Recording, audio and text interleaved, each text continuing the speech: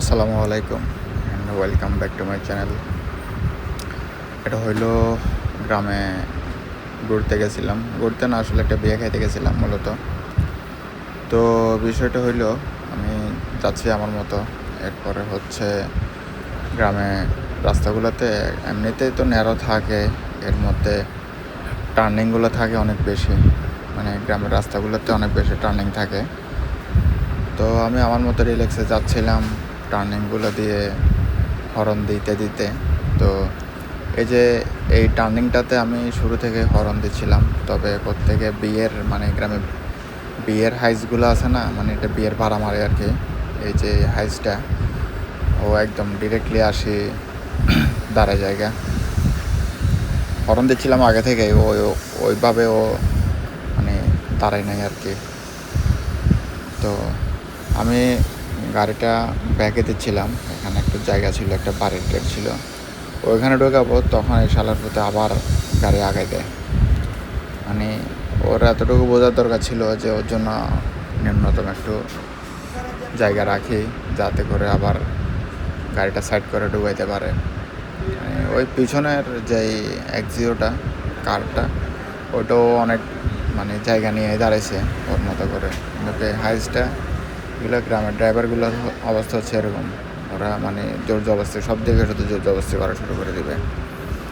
তো শেষ পর্যন্ত এখানে অনেক কষ্টে সাইড করে এখানে ওকে জায়গা দিয়ে আর কি। আরও হর্ন শুনবে কীভাবে, যে জোরে জোরে গান লাগিয়ে রাখছে ওর গাড়িতে। গান আমারটা তো চলতেছিল একটা মিনিমাম একটা সাউন্ড ইউজ করে আর কি, কিন্তু অনেক জোরে গান লাগিয়ে রাখছিল। ওর গানের মানে এত জোরে চলতেছে যে আমার গাড়ির পিছনে এখানে দুইটা ছোট ছোট বাচ্চা দাঁড়ায় ছিল, ওরা নাচতেছে ওর গানের আওয়াজ শুনে, স্পিকারের আওয়াজ শুনে।